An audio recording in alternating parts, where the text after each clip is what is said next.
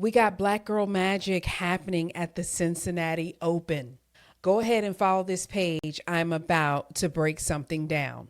Coco, Sloane, Serena, Taylor, and Venus are getting their serve on in Ohio.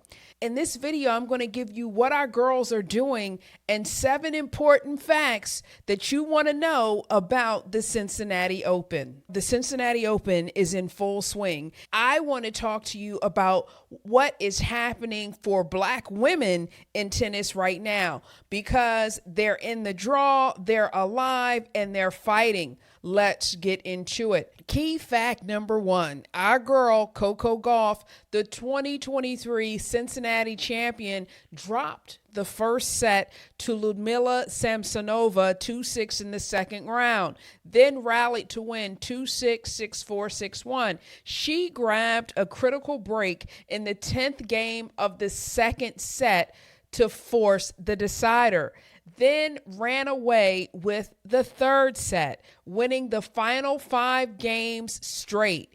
It is her 10th comeback win of the season after dropping the first set, tying Jessica Pegula for the most on tour in 2026, and her 15th 3-set win this year, the most of any player on the WTA tour. We know as Coco Gauff fans that Coco will have us sitting at the edge of our seat. But you know what? We love her because she rallies and she pushes through. Key fact number 2, Serena Williams is competing again. Venus's single run here is already over. She lost 6-2, 6-2 to Emiliana Arango in the first round on Friday, August 14th. Extending her winless 2026 record to 0-11. I have seen a lot of social media posts that have been citing Venus's 2026 win-loss record. And I want everybody to remember one thing. Venus is playing not because she has to, but because she enjoys the game and she still can. Now let's get to this doubles reunion. Serena and Venus played their first round doubles match against Marta Kostyuk and Peyton Stearns, their first pairing as a team at this tournament in either career and first time playing doubles together anywhere since the 2022 U.S. Open. Together, Serena and Venus have won 14 Grand Slam doubles titles and 3 Olympic gold medals as a pair. This is their first time ever playing doubles in Cincinnati specifically, despite both having long histories at the tournament individually. When I think of Serena and Venus playing together at this point in their lives, I think of 2 sisters having fun for the love of the game. Let's get to the third factoid of the day. Taylor Townsend actually opened the tournament with a comeback of her own. She came from a set down to beat Camila Osorio 3-6, 6-3, 6-3 in the first round, but her second round matchup was brutal. Elena Rybakina, fresh off a run to the Toronto final the week before, was in career form, having beaten Grand Slam champions Naomi Osaka and Coco Gauff on her way there. Rybakina controlled the match from the start, breaking Townsend early in each set and closed it out 6-3, 6-4 in just an hour and 18 minutes, conceding only a single break the entire match. It's Rybakina's 6th win in her last 7 matches. Townsend lost in singles, but she's not out of the tournament. She and Katerina Siniakova entered the doubles draw as the number 1 seed. Siniakova is ranked number 1 in WTA doubles. Townsend ranked number 2. They're the 2023 Cincinnati doubles champions as well and go in as the favorites to win the doubles draw. Now, Taylor Townsend is a name we need to celebrate more. She is the number 2 doubles player in the world. This is a player who hasn't been typical at all, but has range. She dominates in the doubles field and still plays singles. We love that she continues to bet on herself. Key fact number 4, Sloane Stephens, 2017 U.S. Open champion, beat Sinja Kraus in the first round, then upset 24-seeded Anastasia Potapova 6-2, 6-4 in the second round to reach the third round against Marta Kostyuk.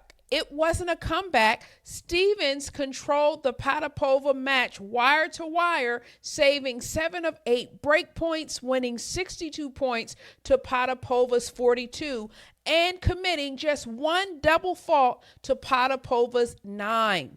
It was her first time winning back-to-back tour-level matches since 2024, after a serious right foot stress fracture sidelined her, and she spent a stretch last year broadcasting tennis instead of playing it. I hope we see and hear more about Sloane on this tennis court this year. I imagine that it's hard to come back from injury and get in tip-top shape, but let's stay glued to see what she is doing next.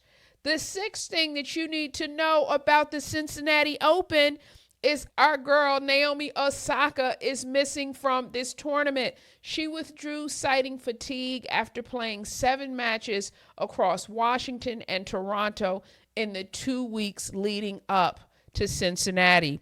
It is the 2nd year in a row she skipped Cincinnati after a deep Canadian Open run. I will always think it's important for us to take a moment to let our bodies heal and recover, to let our minds heal and recover. I love to see her play, but then I always appreciate this because listening to your body is one of the most important things that you can do on a daily basis, right? All right, y'all, the key fact number 5 of the Cincinnati Open, the total 2026 Cincinnati Open prize pool is $16.8 million, with the women's tournament seeing a jump from $5.15 million to $7.43 million. This is a 44% increase announced this year, 2026, and the first time the WTA singles champion at this event will take home a 7-figure payout. It's part of the WTA's broader pay equity push, and this is happening even though women's tennis has repeatedly outdrawn men's tennis in viewership. The value that women bring to everything that they do is a known fact. Tennis is no different. Stay locked in to your favorite players. And here's the 7th fact. The tournament sits directly between the Canadian Open and the U.S. Open, meaning every one of these players who have been playing at all these different matches, all these different Opens, they're all managing fatigue and injury risk and also media obligations back to back to back within the same 3 weeks. And I have to be honest, I've been catching my breath, keeping up with all of the matches, the Opens, and trying to do recaps. And I'm literally just watching, getting highlights, trying to look at video clips, and writing scripts. So it just gives a level of respect for the people who are actually out there playing the game. So here's the breakdown, you guys. When we look at this Open, we see the prodigy proven resilience in Coco Gauff. We see 2 legends showing up in Serena and Venus. We see the underestimated grinder proving range across 2 formats in Taylor Townsend, and the veteran fighting for her spot in Sloane Stephens.